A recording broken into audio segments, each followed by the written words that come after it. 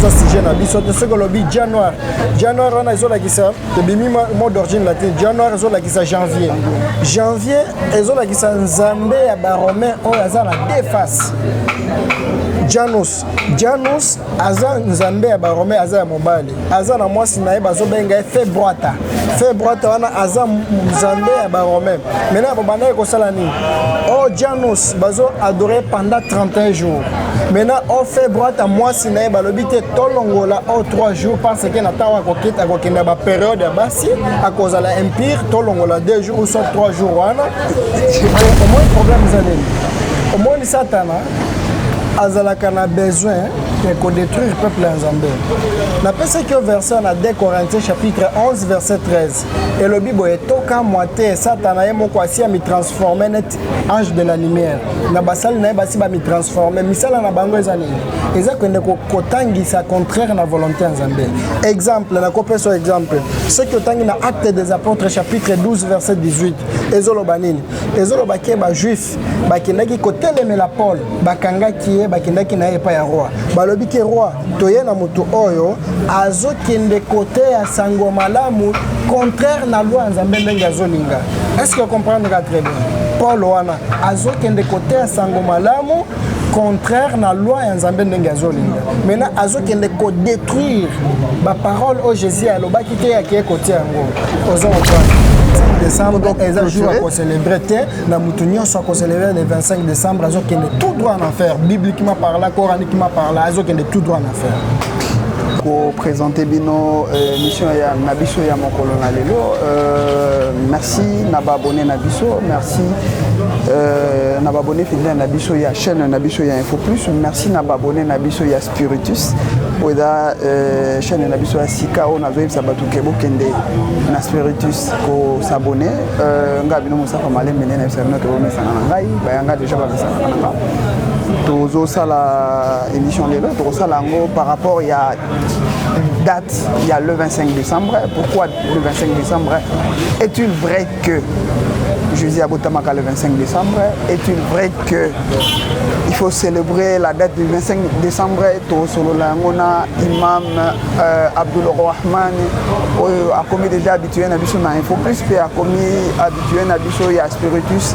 on a repensé mbote imam Rahman mbote ya bonne santé alhamdulillah tout ça bien ngolo ya Allah tout ça bien ngolo ya Allah lelo na annonce nga yo comprendre mayeni to kolobela lelo toujours bela date le 25 décembre. Date le 25 décembre, où le monde entier va commémorer la naissance de Jésus-Christ. N'a habité pas na bino ba musulman peso qui commémorer نعم الحمد لله رب العالمين والصلاة والسلام على أشرف المرسلين سيدنا محمد صلى الله عليه وسلم nasimanga kokumisa Allah le Seigneur de tout l'univers na kosenga kimeza le pa ya Nabi Muhammad sallallahu alayhi wa sallam pena yo boso avant na répondre la question na yo au moins biso ba musulman to célébrer la fête en atteint parce que eza fête satanique parce que ce qui total bien le 25 décembre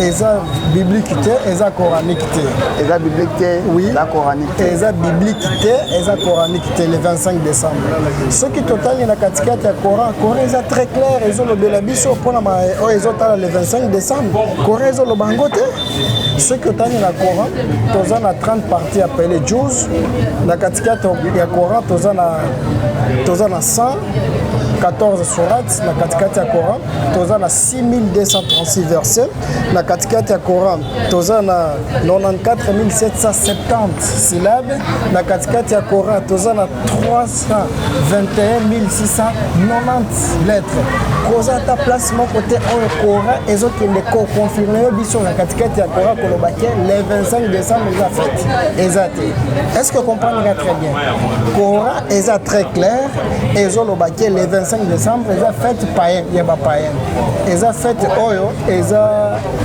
ceux qui total bien même ta ba prophète basala ki yangote Nzambe a autorisé ki yangote ba prophète basala ki yangote même ta ba disciple ba prophète basala ki yangote parce que ça fête satanique ceux qui total ndenge korezo talisa biso ceux qui total na 30 parties appelées Juz kozata Juz mon côté on ils ont confirmé que le 25 décembre c'est un jour à célébrer exact dès liboso ceux qui total katikati Torah tozana 114 sourates kozata sourate mon côté ils ont confirmé que le 25 décembre c'est un jour à célébrer exact na katikati ya Torah tozana 6236 versets kozata verset mon côté ils ont confirmé que le 25 décembre c'est un jour à célébrer exact maintenant le 25 décembre ce qui total historiquement parlant eza ya ezo la kisanzambe a permettre ki angote mais ce qui tokota ta katikati ya Bible pe eza polele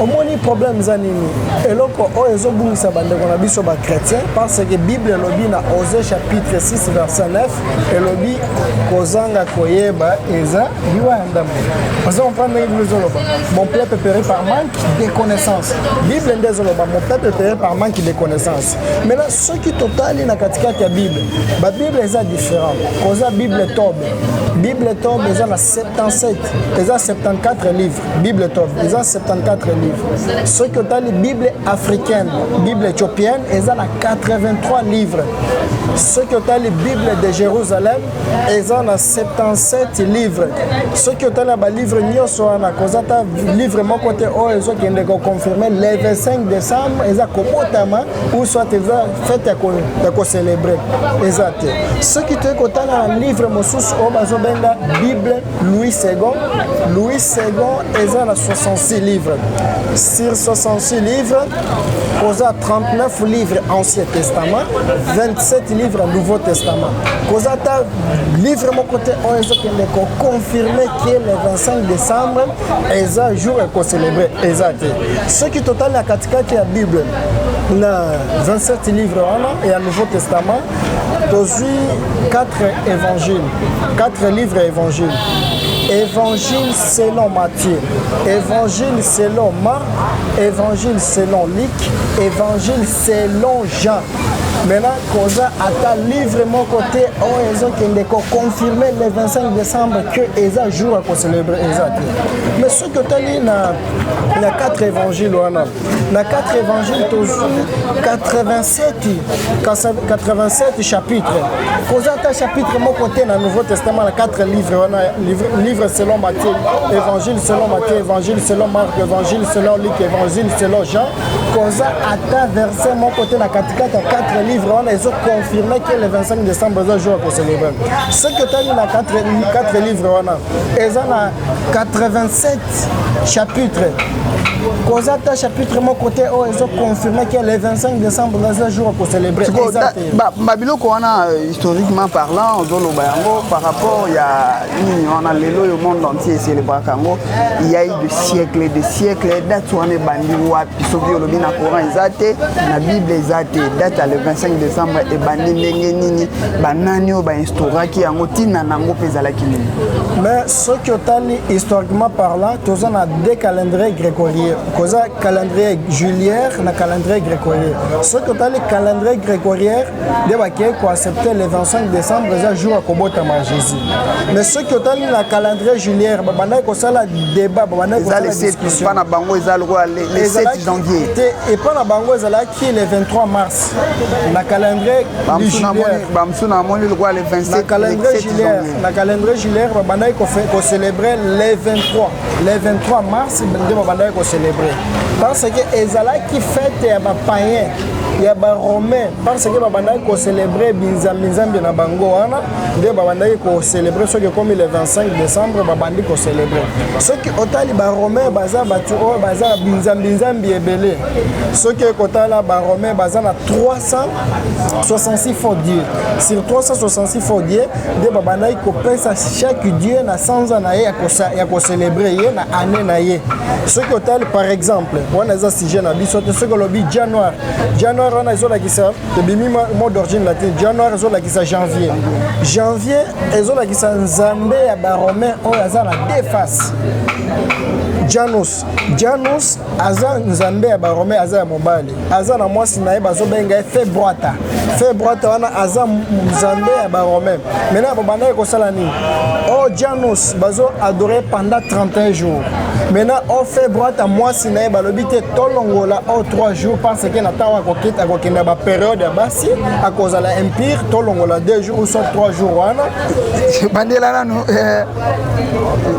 Janus nde nzambe ya barome parce que barome baza na 360 faux dieux sur 360 faux dieux wana nde babandaki koclasser chaque dieu aza na sanza na ye ya koadore ye chaque jour aza na sanza eza jour oyo baclasse epai ya nzambe intel bakoadore na basanza pendant autant de jours.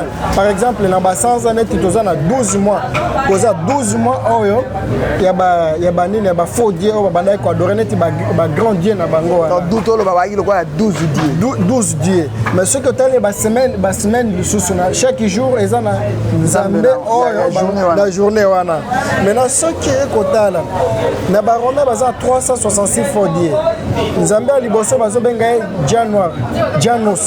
Janus wana aza nzambe oyo babandaki koadore pendant 31 jours maintenant aza na mwasi na ye omoni Januar wana aza na deux faces soki otali liboso na nsima ezaka lolenge moko nde Januar wana azalaki ndenge wana barome nde babandaki koadore pendant 31 jours mais soki ekotala lisusu azalaki na mwasi na ye bazobenga ye Febroata nde bazobenga février maintenant Febroata wana aza nzambe ya mwasi maintenant balobi ke ndenge aza nzambe ya mwasi il fallait tolongola bajour oyo akokende jour oyo akozala na sanza oyo ya basi akozala na période ya basi tolongola bajour wana akozala empire nde bakendaki kolongola 3 jours nde okomona février nyonso ezwaka 28 jours soit 29 parce que balongolaki akolobaki na ntango akokende na batan ya basi maintenant soki tokei ti jusqu'à décembre ezaka binzambi ya barome mais nde eyaki kopousse na ntan bakotaki na Constantinople moto ayaki koconfirme akolobaki le 25 décembre ezala jour oyo akobotama Jésus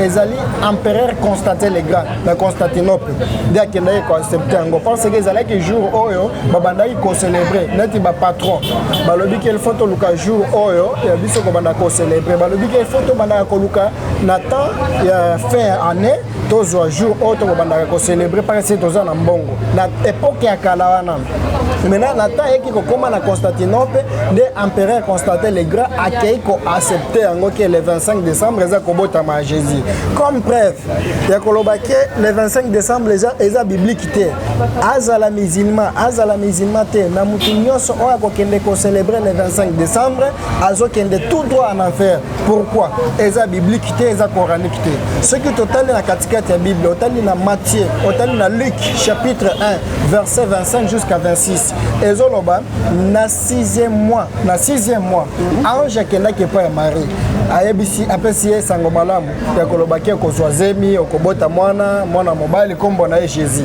Est-ce que comprendre nga très bien na 6e mois est-ce que comment expliquer soki totali biso toza ba docteur eza impossible mwana abotama na 6 mois eza impossible mais baobi ezali zemi ya molimo mosantu ekoki kozala nango vrai que miracle esalamaki lokola zemi nezwamaki na miracle kobotama ne mpe na miracle nalobi boye ezala miracle te nzambe neti aklasaki wana ya kolobaki na 9 mois mwana abotami ou soit 8 mois nzambe azazoba te parce que omoni nzoto ya biso bato ndenge ezalaka mpo ekokisamaki moto abima ifale ekoka nyonso ozo comprendre ezalaka na baprocédure neti nzambe asalaki miracle na ye parce que nzambe asalaka eloko na ye kun fa ya kun ezala mpe ezali mbala moko na temps oyo akotisaki miracle na kolobaki ezemi ezwama na nini ya libumu ya Marie ozo comprendre mais oyo akoloba te o neti ayaki commencer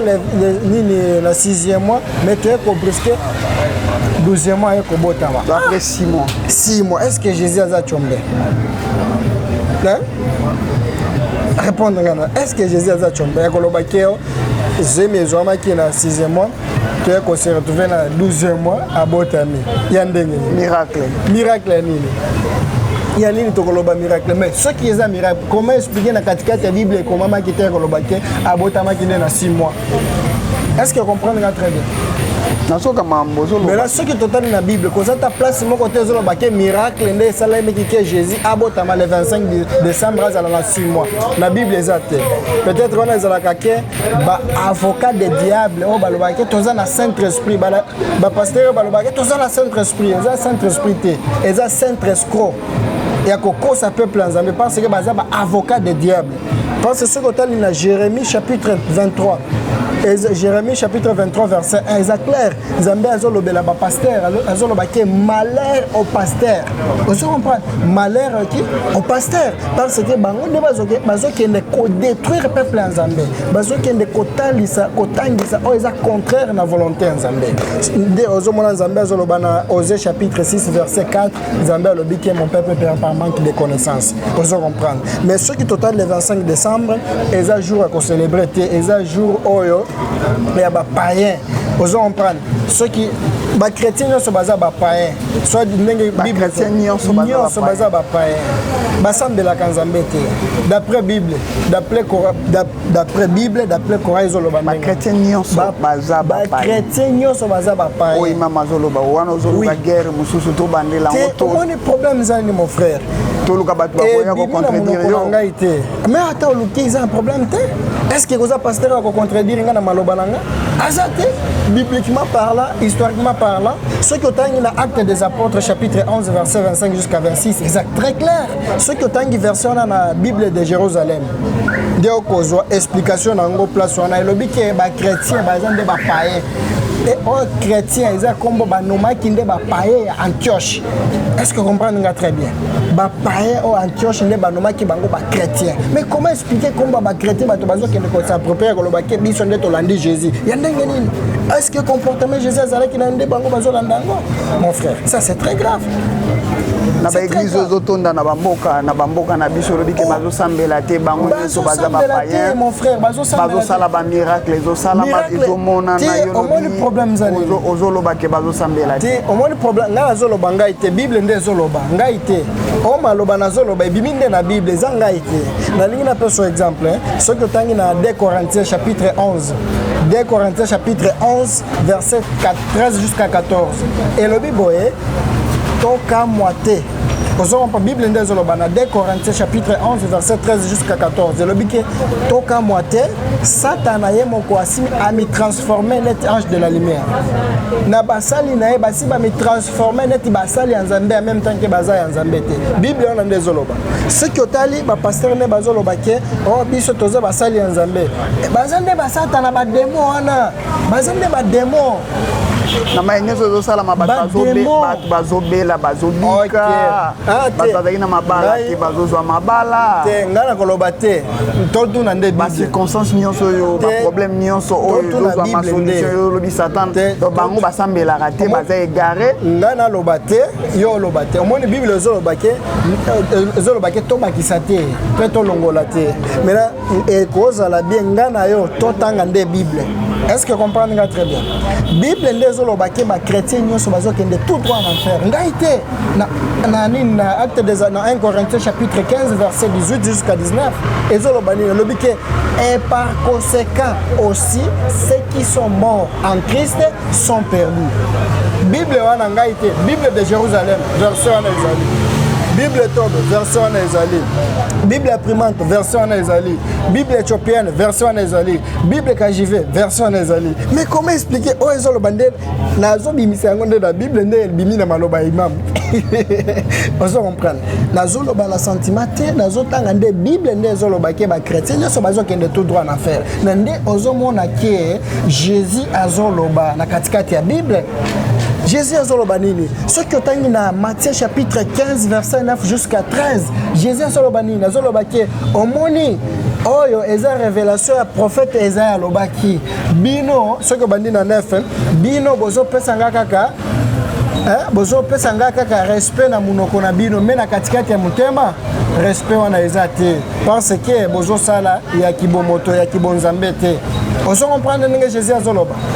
Dès Jésus a dit que tika aveugle na aveugle ba mema na bango nyoso ba ko se retrouver wapi ngai te Bible ndezo Tous on a un problème il y a le 25 décembre par rapport à l'islam. Vous reconnaître les musulmans, vous reconnaître la date de Jésus à Botamaki. Bon, au moins le problème Zanini. D'après Coran Nengeso Ezolo, Coran est clair. Vous comprenez. Tout ce lobby qui est fait on a nyoso, ezo ba fait ya ba païen. Bato bazolanda Nzambe te, bazoto sans Nzambe te, bato bazolanda Coran te, même bazolanda même Bible bazolanda yango te. Parce que ceux qui bazolanda Bible, est-ce que ceux qui bango bazolanda Bible, verset nini o ezo kende kondima ke le 25 décembre za jour où Jésus a botama. Ceux qui eza yango te bino ba musulman dati o Jésus pa botama za nini. OK. Au moins le problème za nini.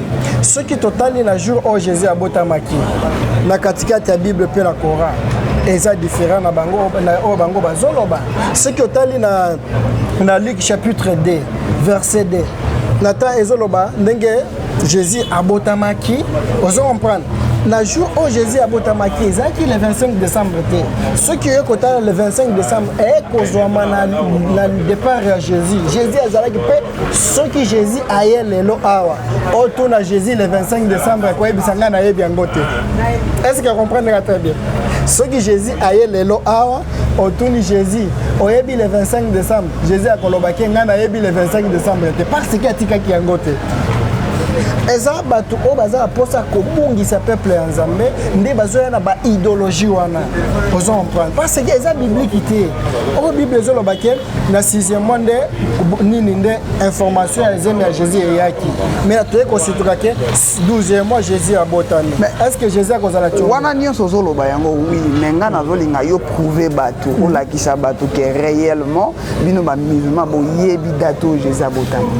Ceux qui bango baza na perdition babunga mais bino boza na lumière boza na mwinde il faut ko lakisa bato ke non ezalaki na date boye nde Jésus abotamaki boye peut-être boye bisa bango peut-être ceux qui ba ko décréter en mondialement et comme une fête au moins naza besoin na deuxième vol d'être aussi lisanyoso. Est-ce que vous comprenez très bien? Deuxième vol d'être aussi lisa parce que les vol à liboso la deuxième d'être to ko panza nyoso parce que bomba eloko mon côté. Maintenant, oyo eloko na koyebisa bandeko na ngai ba chrétien ou soit ba musulman na mutu nyonso oyo ko célébrer jour le 25 décembre ayeba ki aza égaré. Pe Nzambe akoyokela mawata mukete na jour ya suka. Pe akoyoka ta audience ta mukete na ye. Ya kolobaki o pense que Nzambe ba influencer ki ngai ndeta o tozokende koyebisa peuple Nzambe kolobaki le 25 décembre eza jour ko célébrer te.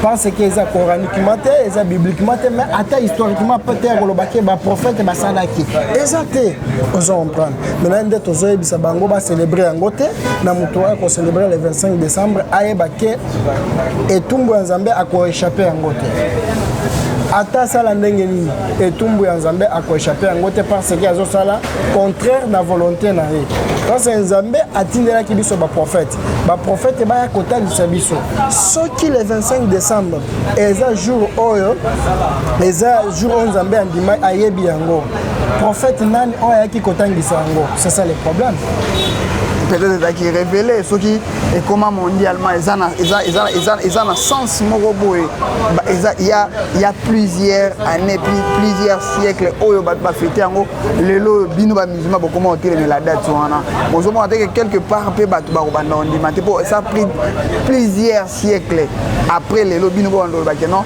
eza yango te au moins le problème zaneni au moins Satan azalaka na besoin de détruire le peuple Nzambe. Na pesa que verset na 2 Corinthiens chapitre 11 verset 13. Et le Bible est toka moite Satan a moko asi a mi transformer net ange de la lumière. Na basal na basi ba mi transformer misala na bango ezani. Eza kwende ko kotangisa contraire na volonté Nzambe. Exemple na kopeso exemple. Ce que tangi na acte des apôtres chapitre 12 verset 18. Ezolo banini.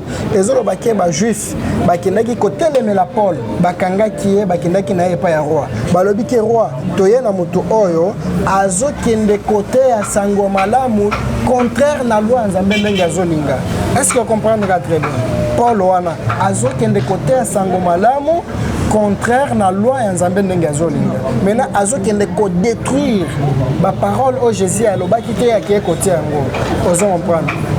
o Jésus asalaki yango te asali yango mpe abandi kotinda bato basala yango maintenant nde tokomika lelo awa mokili esi ekoti na libungi ya kolobaki le 25 décembre eza kobotama Jésus en même temps ke eza kobotama Jésus te ozo comprendre eza ndenge wana le 25 décembre eyebani te na Bible tel peuple na Coran te na mutu akocelebre yango aza na libungi parce mokili oyo eza mpe na libungi bato oyo baza na nuru na lumière ya Nzambe baza moke kaka nde baza lumière ya Nzambe nakopesa exemple ce qui totali bien bato bayaki na likanisi wana ezalaki baromain na ta baromain bayaki na likanisi wana na bango nde bayaki na communauté na bango ya catholique parce que sur lobi ke catholique ebimi mot d'origine latine okoloba ecclesias ezolakisa ke les communautés d'hommes romaines eza communauté ya baromain nde signification ya catholique maintenant na organisation na bango na communauté na bango nde bakei ko accepter le 25 décembre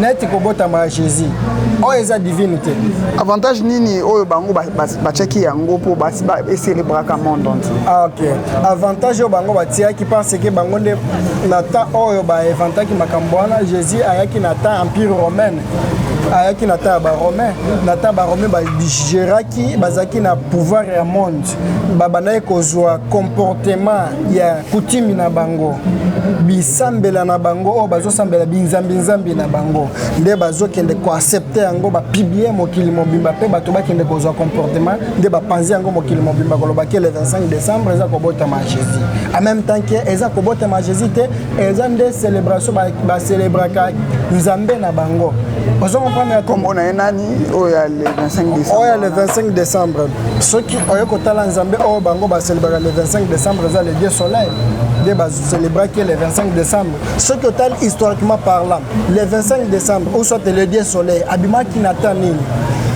omoni na époque ya kala na temps ya Tammuz wana nde biso toyebi ye Tammuz na katikati ya Bible bayebi ye Nimrod soki otangi na Bible na Genèse chapitre 10 verset 9 jusqu'à 10 Nimrod wana azalaki mutu ya liboso akokende kodétruire parole ya Nzambe oyo azokende kobundana na basali ya Nzambe azokende kosala tout et tout mpe akende kobebisa misala akende kodétruire basali ya Nzambe maintenant ye nde bato babandaki kosambela comme le dieu soleil azalaki na mwasi na ye na temps oyo akufaki mwasi na ye akosi bato kolobaki te mobali na ngai akeye kuna na moi il fallait bino bobandaka kosambela comme d'habitude oyo bosambelaka ye ozo comprendre nde mwasi na influence bango boye babandi kosambela le dieu soleil wana eyaki kopousse mwasi na ye aye koyoka posa ya nzoto aye kozwa secrétaire ya mobali na ye aye kokushe na ye apesi ye zemi après baye kobota mwana bapesaki kombo na ye Tammuz après bango kopesa kombo Tammuz nde mbala liboso babenga le fils de Dieu ozo comprendre babandi kobenga Tammuz comme le fils de Dieu maintenant basalaki ndenge nini na règne ya Tammuz wana bakendaki kozwa banzete basala avibration ya kombo na ye neti eza Tammuz bakei kosala avibration ya kombo na ye basali te o comprendre nga très bien na te wana ya abréviation ya Tammuz bakei kotia yango na ngomba babandi kosala chaque fin d'année bakei kosacrifier mutu wana na place ya symbole ya fils de Dieu maintenant fils de Dieu wana Tammuz voilà mwana donc aza lokola mwana ya roi soleil mwana azaki neti ya mwasi na ye aboti na mutu mosusu aboti na travailleur neti mosali ya mobali na ye na ta mobali na kufi après akosi batoki ake kuna bo banda kosambela comme d'habitude le dieu soleil après koka posa nzoto après aye kozwa travailleur wana alobi ke bakushe na après apesi ye zemi baye kobota Tammuz alobi ke mobali nande aye kopesa nga zemi nde babandi kobenga ke le fils de Dieu nde likanisi ya kozwa ke Jésus aza mwana ya Nzambe ebandaki wana ya koloba ke Jésus aza mwana ya Nzambe na bata bakomaki na concile de Nicée baaccepte koloba ke Jésus mpe aza mwana ya Nzambe Imam le 25 décembre. Ok, tozonga le 25 décembre. Bah tu vas retenir nini pour le 25 décembre le que Europé Sangai date pour les abotama la deuxième volume. Oui. Et puis tu relobela makambata muzo et puis combo na fils de Dieu et puis makiwa puis la deuxième numéro. Mais pour na lelo bah tu vas retenir nini par rapport à la date le 25 décembre.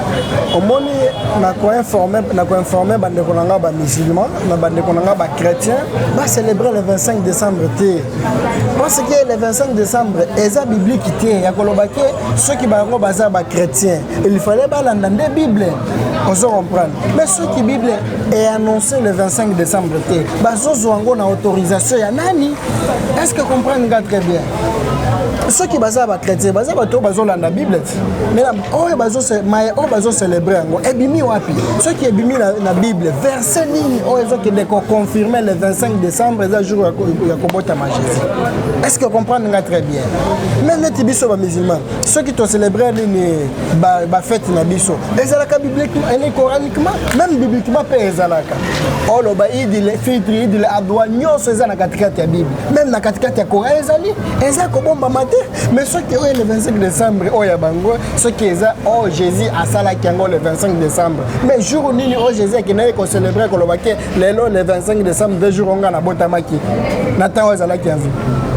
exact na version na exact pas ekozala kate ti jusqu'à la fin du monde maintenant ezala ti satan ande asi au monde Jésus azoloba nini Jésus azoloba na Matthieu chapitre 7 verset 21 Jésus alobi bakoya ebele na kombo na ngai Jésus tosala ki miracle na kombo na yo Jésus akoloba ke bolongwa na ye bibino te parce que bozo sala volonté ya Nzambe na ngai te bato oyo bazoloba ke démon sort nom de Jésus baza ba musulman baza ba chrétien baza ba chrétien de Jésus alobiki bato o bazo sala miracle bikamo na kombo na ngo na kowanga na bango liboso na Nzambe est-ce que bato ba bimisaka démon na kombo ya Jésus eza ba musulman place nini so moni musulman azo sambela démon e bima na kombo ya Jésus wapi lelo tozaki na problème le 25 décembre on aura le temps ya ba volume tozongi le 25 décembre eza jour à célébrer na mutu nyonso ko célébrer le 25 décembre azo kende tout droit en enfer bibliquement parlant coraniquement parlant azo kende tout droit en enfer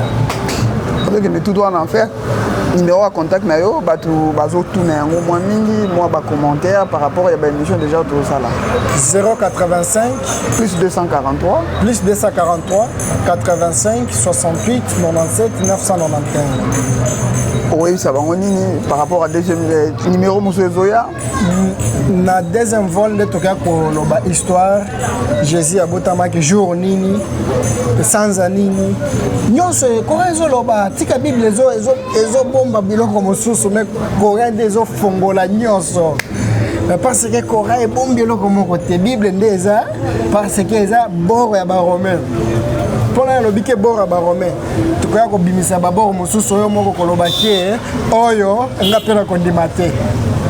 Merci Nabato Nyoso ba Olanda biso